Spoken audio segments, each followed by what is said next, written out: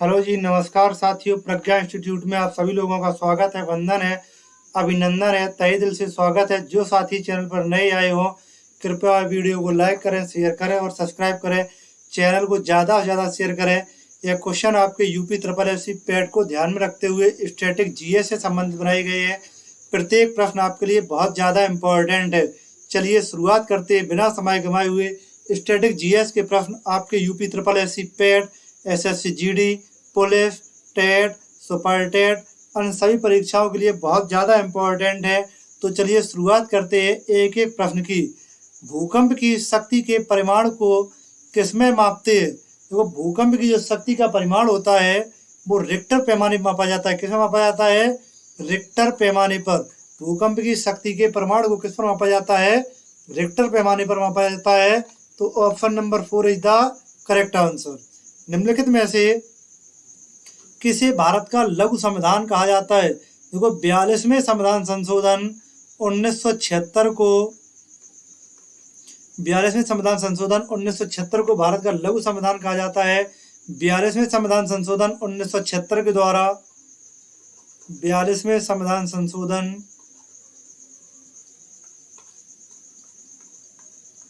42वें संविधान संशोधन 1976 द्वारा प्रस्तावना में 3 शब्द जोड़े गए। प्रस्तावना में 3 शब्द जोड़े गए। पहला समाजवादी, पंथ निरपेक्ष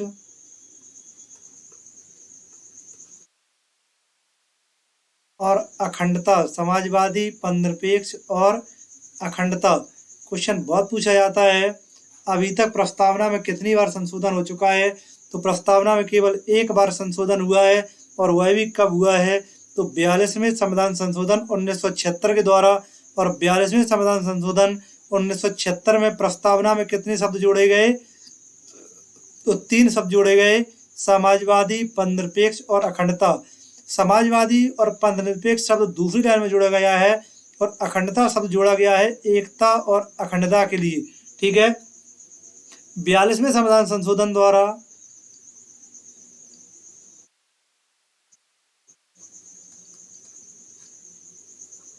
42वें संविधान संशोधन द्वारा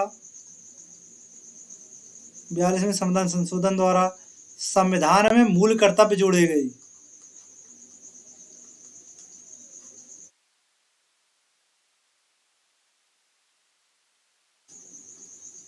मूल कर्तव्य जोड़े गए, और उस समय जोड़े गए मूल कर्तव्य थे 10। ठीक है। वर्तमान में मूल कर्तव्यों की संख्या है 11। 11वां मूल कर्तव्य है माता पिता का यह कर्तव्य है जो है पालकों 6 से 14 साल तक के बच्चे को अवश्य शिक्षा ग्रहण करवाएं। और शेष अगर आप 10 मूल कर्तव्य नहीं मान रहे हैं तो आपको कोई परेशानी नहीं होगी, लेकिन यदि आपने 11वें मूल कर्तव्य का उल्लंघन किया तो न्यायालय आपके ऊपर केस कर देगा। चलिए आगे देखते हैं। भारतीय संविधान में किस संशोधन अधिनियम द्वारा पंचायती राज व्यवस्था को संवैधानिक दर्जा दिया गया? देखो, 73वें संविधान संशोधन द्वारा। Option number C the correct answer. 73वें संविधान संशोधन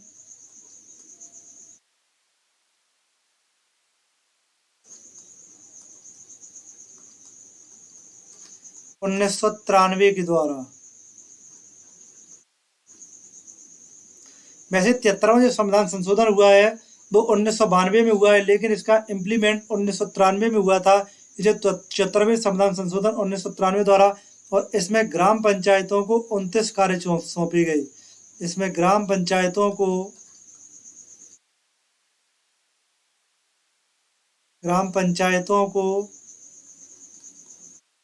29 कार्य सौंपे गए। ग्राम पंचायतों को 29 कार्य सौंपे गए। ठीक है। ग्राम पंचायतों को 29 कार्य सौंपे गए हैं। इसमें पंचायती राज की त्रिस्तरीय व्यवस्था का वर्णन है। इसमें पंचायती राज की त्रिस्तरीय व्यवस्था का वर्णन है।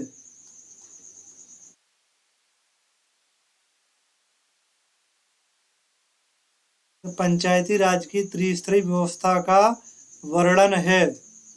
पंचायती राज की जो त्रिस्तरीय व्यवस्था है उसका भी वर्णन है। इसमें 73वें संविधान संशोधन 1993 द्वारा और 73वें संविधान संशोधन 1993 द्वारा सर्वप्रथम जो चुनाव हुए थे वो मध्य प्रदेश में हुए थे। कहाँ हुए थे? मध्य प्रदेश में हुए थे। चलिए आगे देखते हैं। वित्तीय आपातकाल की स्थिति घोषित की जाती है अनुच्छेद 60 द्वारा, ठीक है। और भारत में अभी तक वित्तीय आपातकाल नहीं लगाया गया है। भारत में अभी तक वित्तीय आपातकाल नहीं लगाया गया है। और वित्तीय आपातकाल की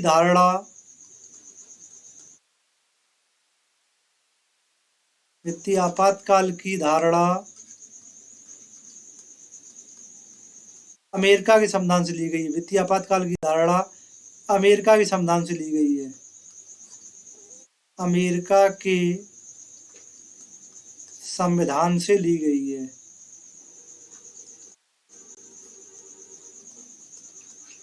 वित्तीय आपातकाल की धारणा अमेरिका के संविधान से ली गई है। चलिए आगे देखें। अनुच्छेद 370 जम्मू कश्मीर से था जो कि समाप्त कर दिया गया है। अब आगे देखें। दिन में 2 बार समुद्र के पानी के लयबद्ध उतार चढ़ाव को क्या कहा जाता है? देखो क्या कहा जाता है? ज्वार भाटा। जब समुद्र के पानी में उतार चढ़ाव होता है ये किसके कारण होता है? तो ज्वार भाटा के कारण होता है। चलिए आगे देखें। रामसर सम्मेलन का मुख्य संरक्षण क्या है? देखो रामसर सम्मेलन किससे संबंधित है? आर्द्र भूमियों से संबंधित। और भारत में जो रामसर स्थल है उनकी संख्या कितनी हो गई है अब? तो 75 हो गई है भारत में रामसर स्थलों की संख्या। चलिए आगे देखें। भारतीय मानक समय की गणना के क्लॉक टावर से की जाती है। देखो किसके क्लॉक टावर से की जाती है? तो हमीरपुर, रामपुर, संबलपुर, मिर्जापुर। देखो ये इलाहाबाद के पास कौन सा है? मिर्जापुर। जब इलाहाबाद ऑप्शन में नहीं होगा तो नैनी इलाहाबाद है, लेकिन नैनी इलाहाबाद नहीं होगा तब आंसर क्या हो जाएगा इसका? मिर्जापुर। ऐसे प्रश्न भी परीक्षा में बन जाते हैं। और भारतीय मानक समय रेखा कितने राज्यों से गुजरती है? ये भी लिख लो। भारतीय मानक समय रेखा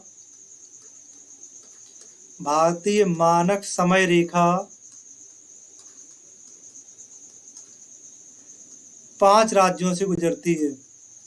5 राज्यों से गुजरती है। याद करने के लिए हमने तरीका बताया था तुम्हें। क्या तरीका था? यूपी, एमपी, छुआ। देखो यू का मतलब उत्तर प्रदेश, मध्य प्रदेश, छत्तीसगढ़, उड़ीसा,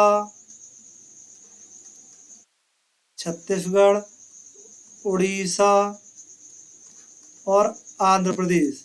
भारत की जो मानक समय रेखा है इन्हीं 5 राज्यों से गुजरती है। यूपी, एमपी, छुआ। चलिए आगे देखते हैं। और यह 82.5 अंश पूर्वी देशांतर से गुजरती है। भारत में वन अनुसंधान संस्थान कहाँ है? देखो वन अनुसंधान संस्थान है देहरादून। कहाँ है वन अनुसंधान संस्थान? देहरादून। और भोपाल में है वन प्रबंधन संस्थान।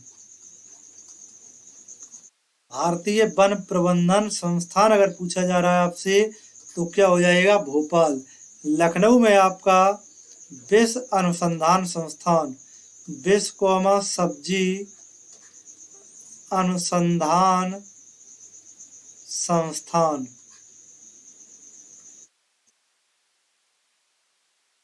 झांसी में आपका घास अनुसंधान संस्थान, घास अनुसंधान संस्थान। मखदूम में है आपका बकरी अनुसंधान संस्थान, बकरी अनुसंधान संस्थान। इज्जतनगर बरेली में है आपका पक्षी अनुसंधान संस्थान, ये कहाँ है? इज्जत नगर बरेली। चलिए आगे देखते रहें, प्रश्न बहुत ज़्यादा इंपॉर्टेंट है आज के, एक एक करके प्रश्न देखते रहें। जो लोग वीडियो पर नए आए हो कृपया चैनल को लाइक करें, शेयर करें और सब्सक्राइब करें। ज़्यादा से ज़्यादा वीडियो को शेयर करें जिससे आपके साथ साथ आपके मित्रों को भी फायदा हो सके। चलिए देखते हैं, समाज सेवा के लिए मैग्सेसे पुरस्कार किसके द्वारा दिया जाता है? तो समाज सेवा के लिए मैग्सेसे पुरस्कार जो दिया जाता है ये फिलीपींस सरकार द्वारा दिया जाता है।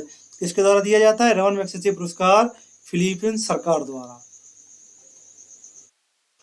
आगे, निम्नलिखित में से किसने मिल्खा सिंह को फ्लाइंग सिख की उपाधि दी थी? तो जनरल अयूब खान। किसने दी थी? जनरल अयूब खान। और मिल्खा सिंह जो है ये किससे संबंधित है? तो दौड़ से संबंधित। ठीक है, मिल्खा सिंह किससे संबंधित है? तो दौड़ से संबंधित है। और मिल्खा सिंह को जनरल अयूब खान ने फ्लाइंग सिख की उपाधि दी थी। इंडिका पुस्तक किसकी है? तो मेगस्थनीज की। किसकी है? मेगस्थनीज। और मेगस्थनीज चंद्रगुप्त मौर्य के दरबार में आया। चंद्रगुप्त मौर्य के दरबार में आया। यह सेल्यूकस निकेटर का राजदूत था। सेल्यूकस निकेटर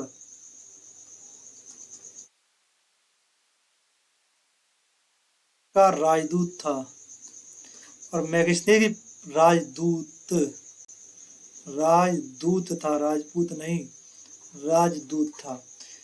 ये पुस्तक बहुत पूछी जाती है कि इंडिका पुस्तक किसकी है? तो मेगस्थनी। यह चंद्रगुप्त मौर्य के दरबार में आया था, सेल्यूकस निकेटर का राजदूत था।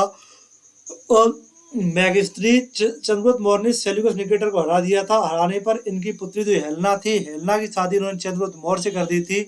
और ये जो सेल्यूकस निकेटर था उसने मेगस्थनीज को यहाँ भारत में दहेज, चंद्रगुप्त मौर्य को दहेज के रूप में दे दिया था।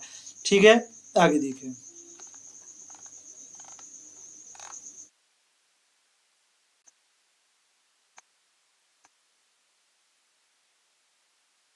कथा सागर पुस्तक की रचना किसने की है? तो आचार्य सोमदेव ने। किसने की है? आचार्य सोमदेव ने। IMF का संक्षिप्त रूप क्या है? तो international monetary fund. International monetary fund. Option number B is the correct answer.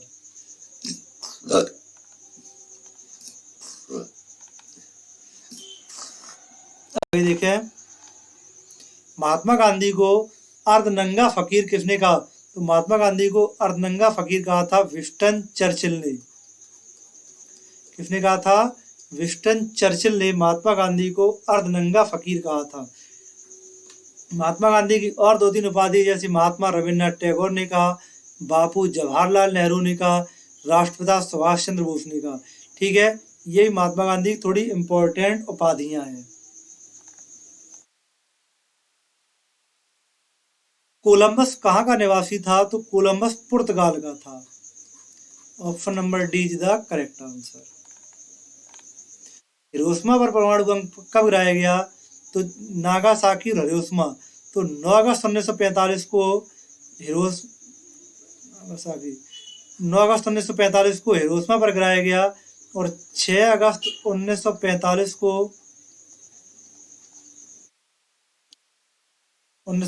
को नागासाकी पर गिराया गया।